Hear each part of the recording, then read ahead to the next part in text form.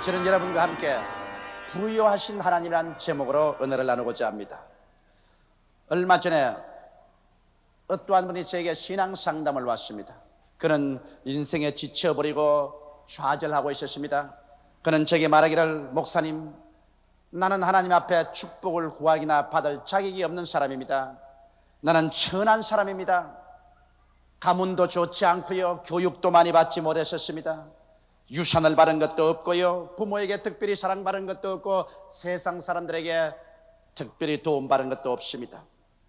나는 좌절하고 열등의식에 짓눌려 있습니다.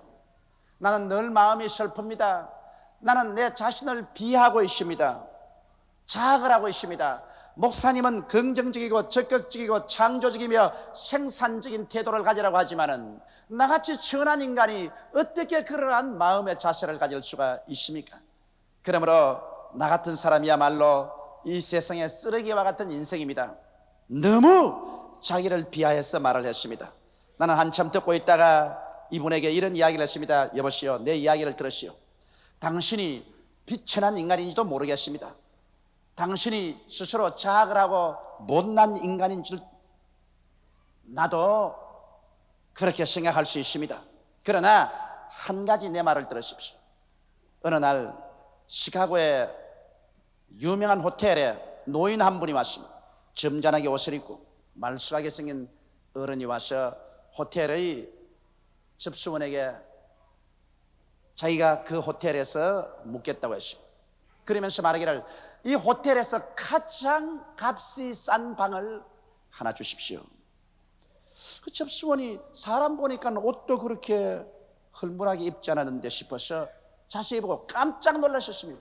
이분은 다른 분이 아니라 미국의 최대의 부호 중에 한 사람인 락커펠러 1세였습니다. 아니, 귀한 락커펠러 1세가 아닙니까? 그렇죠. 당신의 아들이 시카고에 오면은 우리 호텔에 와서 가장 비싸고 좋은 스윗들을 달라고 해서 거기 거하는데, 그 아버님 되시는 당신은 와서 제일 값싼 방을 구하다니요. 웬 말입니까? 안경 너머로 접수원을 한참 보고 난 다음에, 여보시오, 내 아들은 부자 아버지가 있지만은 나는 그런 부자 아버지가 없어요. 유유히 가장 값싼 방에 등록을 하고 들어갔다.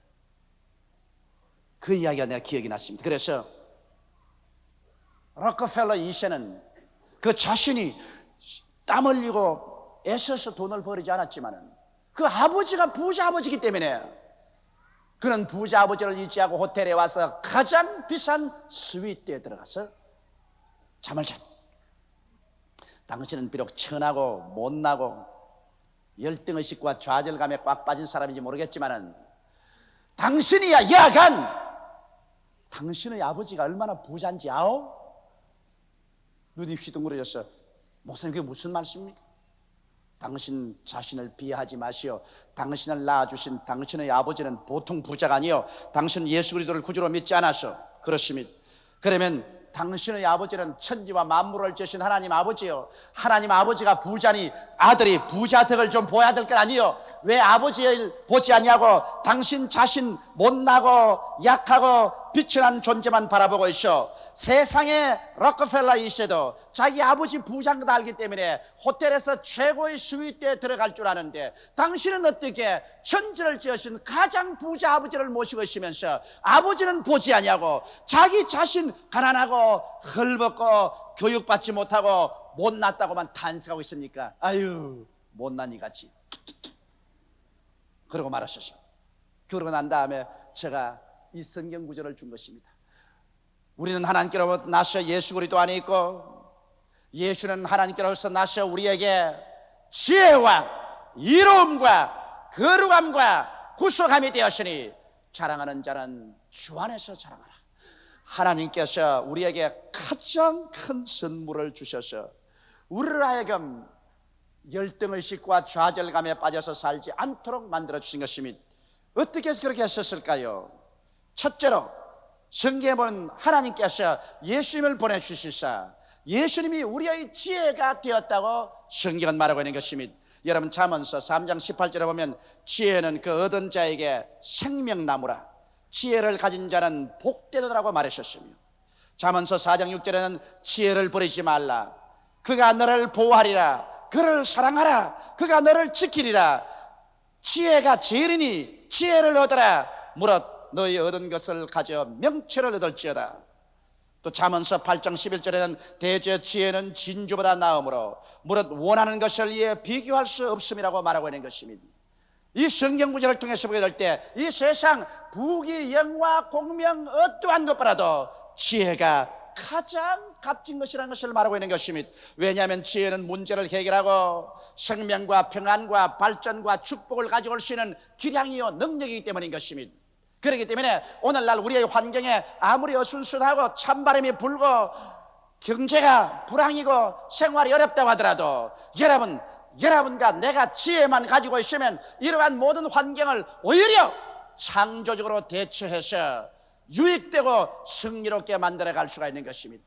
지식이란 대학에 가서 공부해서 얻을 수가 있는 것이지만 지혜는 학교에서 학위를 받음으로 얻을 수 있는 것은 아닙니다. 지식을 아무리 많이 가져도 지혜가 없는 사람은 지식을 사용할 줄 몰라서 사장시켜버리는 것입니다. 아무리 대패와 끌과 방망이가 있어도 망치가 있어도 대패질을 할 수 있고 목공을 할 수 있는 지혜가 없는 사람은 그것이 소용이 없습니다. 지혜는 여러분 하나님이 주시는 것입니다. 지혜 있는 사람은 머리가 되고 꼴이 되지 않고 위에 있고 아래 내려가지 않습니다. 지혜 있는 사람은 세상의 생존 경쟁에서 이깁니다. 그런데 누가 지혜를 얻을 수가 있는 것입니다. 여기 성경에 하나님께서 말씀하기를 예수님은 바로 지혜의 근본이신데 하나님께서 예수를 우리에게 보내셔서 우리의 지혜가 되게 했다고 말씀하고 있는 것입니다. 그러므로 여러분께서 우리 구주 나사렛 예수를 믿었다는 것은 내가 구원받아 천당만 가기 위한 길이 아니라 예수님은 바로 여러분과 나에게 지혜가 되어 주신 것입니다. 둘째로 여기 성경에는 예수님은 우리의 의로우심이 되었다고 말하고 있는 것입니다. 의는 죄가 전혀 없는 상태를 말합니다. 성경 고린도후서 5장 21절에 보면 하나님이 죄를 알지도 못하신 자로 우리를 대신하여 죄를 삼으신 것은 우리로 하여금 저희 안에서 하나님의 의가 되게 하려 하심이라고 말한 것입니다. 여기에서 예수께서 우리의 죄를 짊어졌다고만 말하지 않고 예수께서 우리를 위하여 죄가 되어버렸다고 말한 것입니다. 죄를 짊어졌다는 말하고 죄가 되어버렸다는 말하고는 의미가 틀립니다. 얼마나 철저하게 예수께서 아담으로부터 마지막 인류의 한 사람 한 사람의 죄를 짊어졌던지 예수 자신이 죄가 되어버리고 말한 것입니다. 그렇기 때문에 그리스도가 십자가에 올라가실 때 하나님께서 무자비하게 그리스도를 심판하신 이유는 예수께서 죄가 되어버리기 때문인 것입니다. 하나님이여 하나님이여 어찌하여 나를 버리시나이까 처절하게 부르짖을 정도로 주께서 심판을 당하는 것입니다. 그래서 그 결과 이 성경 말씀에는 우리로 하여금 그리스도 안에서 하나님의 의가 되게 하려 하심이라 했습니다. 여러분이 어느 정도 의롭습니까? 하나님처럼 의롭다는 것입니다. 하나님의 의가 되었는 것입니다. 하나님 당신의 의를 보여주시옵소서 하면 하나님이 내 백성을 보아라 저들이 나의 의라고 말합니다. 성경에는 여러분과 내가 그리스도 안에서 하나님의 의가 되었다고 했으니 여러분 사람이 어떻게 선한 행위를 하든지 윤리와 도덕적으로 살아서 힘쓰고 애쓴다고 해서 하나님처럼 의롭게 될 수가 있겠습니까? 이는 오직 예수 그리스도의 보혈 공로로 말미암아 믿음으로 값없이 얻는 것입니다. 사람이 하나님처럼 의롭게 되었다는 것은 이것은 상상을 초월한 것입니다. 이처럼 여러분과 나는 예수를 믿음으로 말미암아 예수가 여러분과 나에게 하나님의 의가 되게 만들어 주신 것입니다. 의라는 것은 하나님 앞에 담대히 설 수 있는 자격을 얻지요. 여러분과 내가 하나님의 의가 되었으니 이제 아버지 앞에 그 아들 예수 앞에 나가는데 끓이길 것이 하나도 없습니다. 우리는 그 의로움을 가지고 하나님 앞에 당당히 나설 수 있지요. 요한일서 1장 3절로 4절에 우리가 보고 들은 바를 너희에게 전함은 너희로 우리와 사귐이 있게 하리 함이니 우리의 사귐은 아버지와 그 아들 예수 그리스도와 함께 함이라. 우리가 이것을 쓰면 우리의 기쁨이 충만케 하리 함이로다.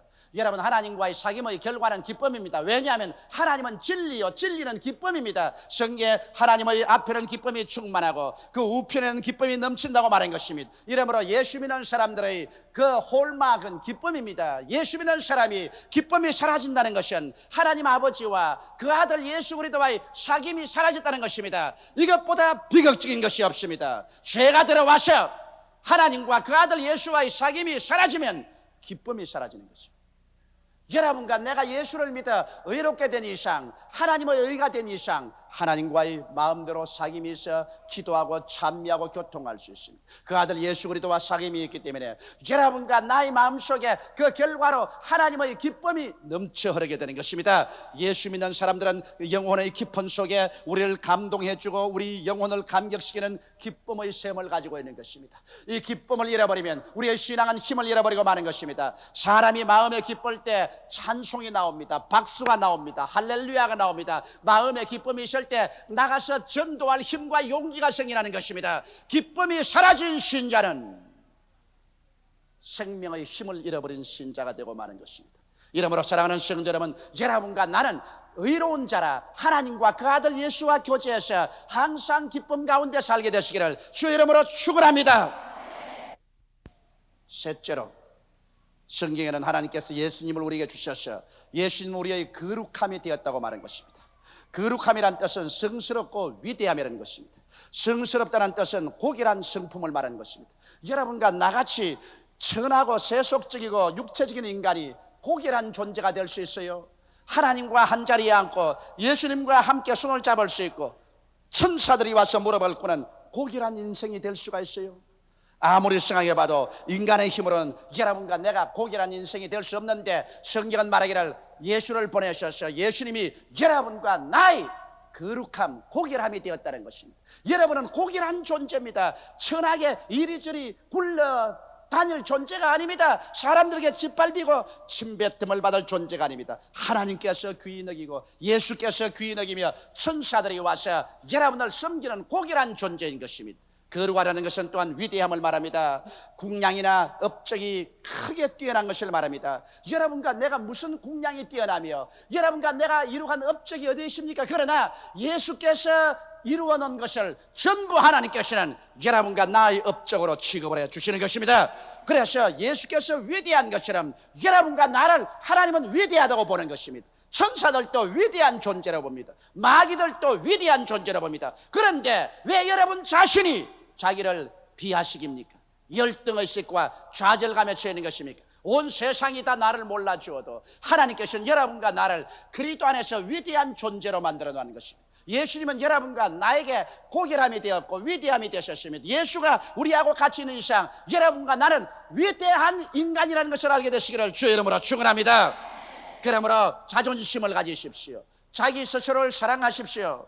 자기를 존경하는 사람이 남도 존경하게 되고 자기를 사랑하는 사람이 남도 사랑하게 되는 것입니다. 여러분과 나는 그러므로 이 세상의 쓰레기같이 굴러다니며 먼지와 티끌 같은 존재는 아닙니다. 하나님께서 귀하게 여기는 거룩한 자들인 것입니다. 왜? 예수님께서 여러분과 나에게 고결함이 되셨고 위대함이 되신 것입니다. 우리는 모두 다 그러므로 위대하게 생각하고 위대하게 말하고 위대한 사상을 품으며 위대하게 행동할 줄 알아야 되는 것입니다. 이래봬도 여러분과 나는 예수 그리스도를 모신 하나님의 자녀이기 때문인 것입니다.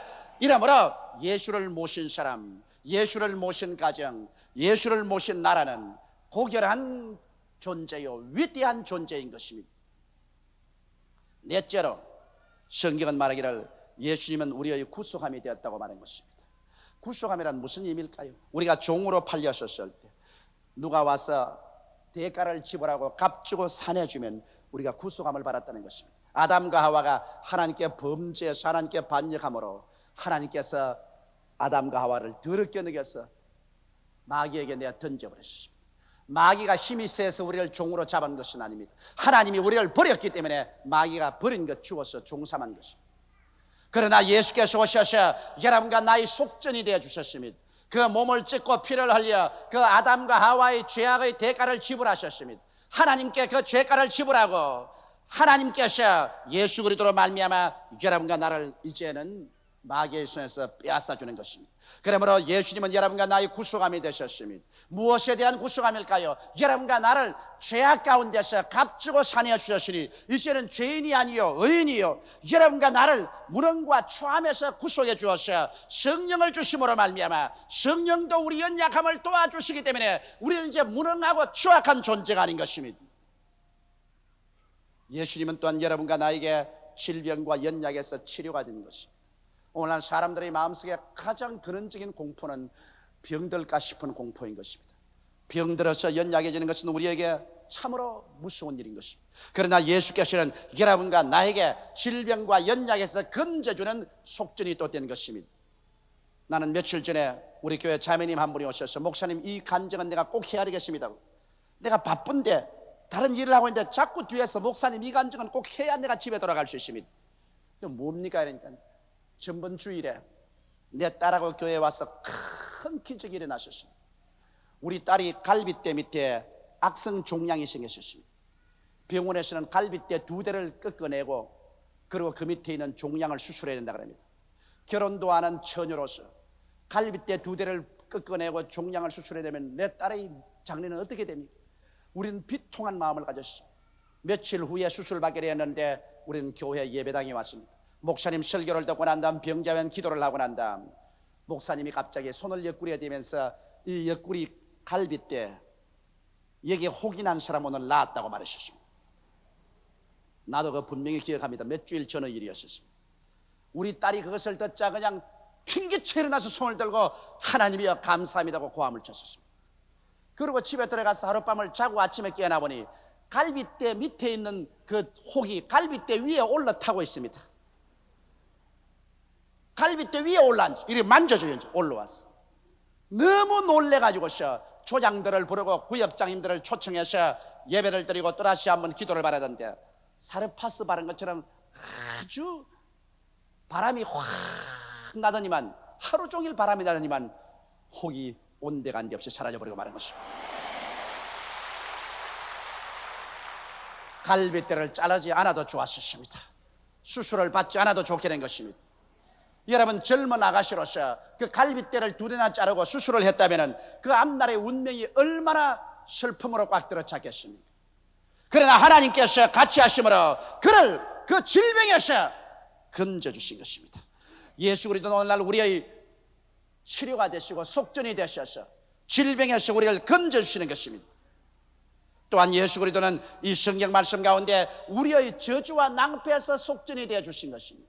이 세상에 살면서 여러분, 우리는 저주와 낭패를 피하고 살 수는 없습니다. 아담과 하와가 하나님 범죄한 이유로 땅은 가시와 은거키를 내고 우리는 이마에 땀을 흘려야 먹고 산다고 했었습니다.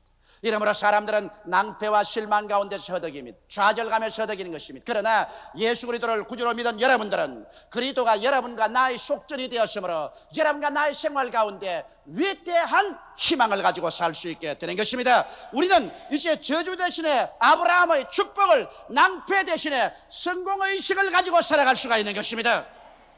누가 뭐라고 하는지간 나는 그리스도 안에서 하나님이 값주고 이런 사람을 만들었으니 나는 이러한 사람이라는 것을 힘차고 굳세게 믿고 나가야 될 것인 것입니다. 그러고 난 다음 인간에게 가장 절망인 죽음과 멸망에서 그리스도는 속전이 되어서 우리를 위해서 다 대속해 주었습니다. 믿지 않은 자에게는 죽음은 그 인생의 종말이요 가장 처절한 절망이지만 믿는 자에게는 죽음이란 천국 가는 고속도로인 것입니다.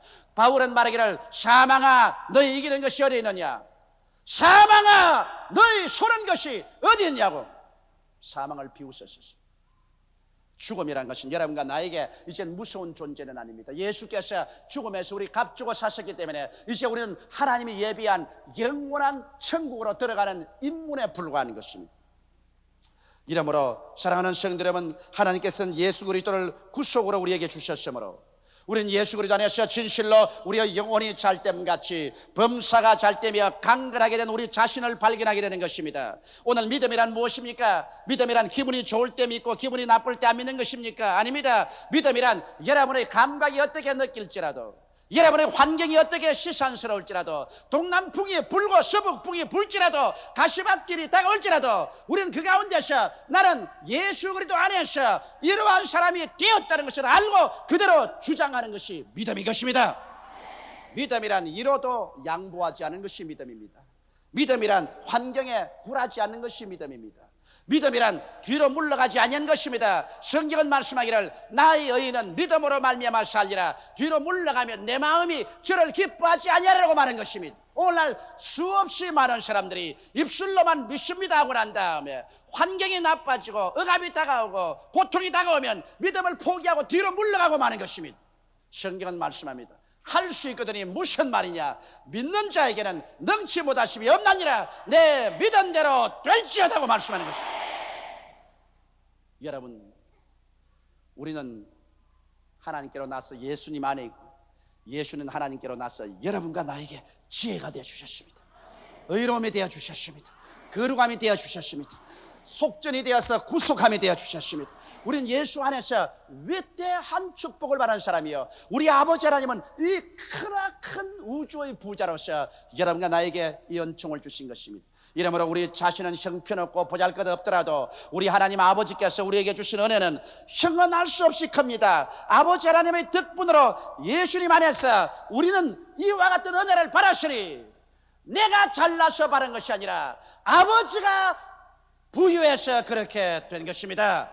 이러므로 가슴을 펴고 허리를 펴고 배짱 있게 하나님의 은총 가운데 담대한 믿음으로 살아나가는 여러분 되시기를 주의 이름으로 축원합니다. 다 같이 고개숙여 기도드리겠습니다.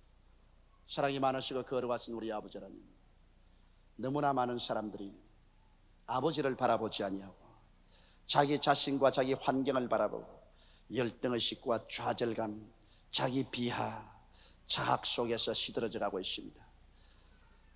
우리는 못나도 우리 아버지가 잘났으니, 우리는 없어도 우리 아버지가 있으니 아버지 의지하고 배짱 있게 한번 살아가보는 것입니다. 내 아버지 하나님 있어요. 예수 안에서 우리 아버지께서는 우리에게 지혜를 주시고 예수를 우리의 의로 삼아주시고 거룩함을 삼아주시고 구속함을 삼아주셔서 온갖 죄악과 무능과 질병과 저주와 죽음에서 건져주셨으니 이 상태 어떻게 잘해줄 수가 있사옵나이까? 믿는 자는 이미 아버지의 안식에 들어간다고 말했으므로 아버지여 한번 배짱 있게 믿어보게 도와주시옵시고, 항상 부정적이고 절망적이고 뒤로 물러가는 사람 되지 말고 내 아버지 하나님 믿고 의지하고 담대하게 믿음으로 운명과 환경을 정복하고 나가는 우리들이 되게 도와주옵소서. 예수님 이름 받들어 기도하옵나이다. 아멘.